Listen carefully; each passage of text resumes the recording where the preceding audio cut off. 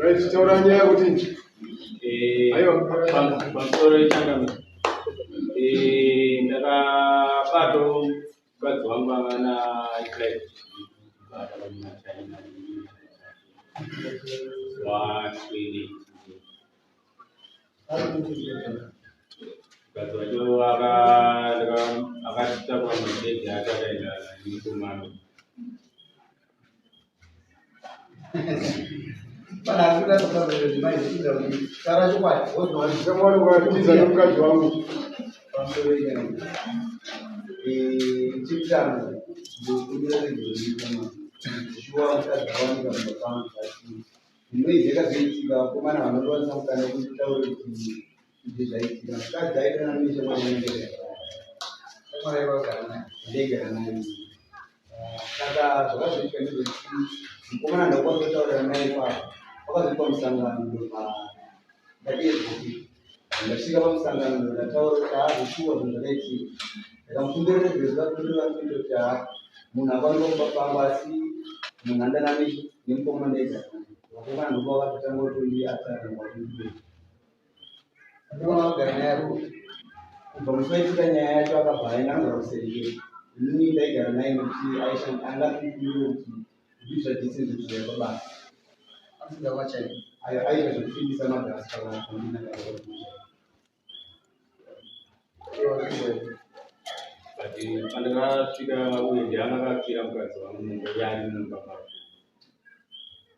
Ndikufika papa pandakatosvika chitomukumbira kundoda zvekutsvaga mukadzi wangu mira ndimbopedza ariwe ndamira ndakakona kuti angafura kutipinge mumbaradhora kutipinda mumba ndapinda mumba muvashaya mukadzi wako kusvikisana parefu ndikomana.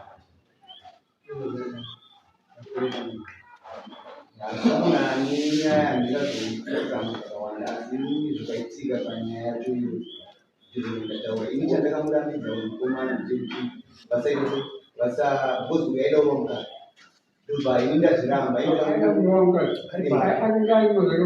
aikatizishuwa kupanga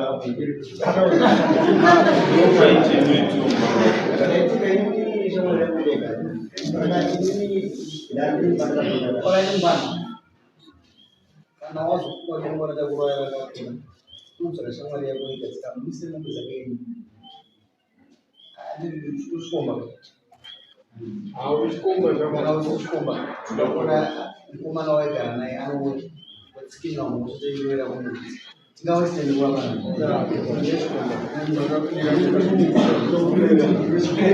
sasa wanga ai kaka kwa ngwana hali mama wetu wewe anaenda and you walk on sea Shamari yako. Aikwenda bora kwa msoga ile nyaina nzanda muno.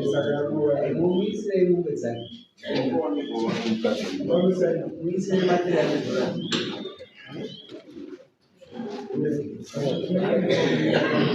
Kwenye zade chumba nao design program ndio sasa. Ndio ndio ndio sasa. Região. Ndio ndio kana mtipasi kwa na hiyo. Dapo kwa mwanzo tena. Experience. Bali mali ya vyama vya watani. Kwa sababu tunataka mwanangu kwa kulua. Ushaoneka kana kwa mwana kwa kutisha matatizo mali na acha kufufufu. Mtu akabadilika. Ndio mobile vile moja. Nya ndio. Imombe gani? Mari ndio 600 ndio msiji pale. Tunoko chinja sita sisi sara.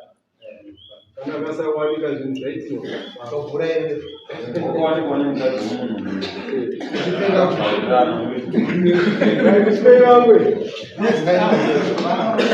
Next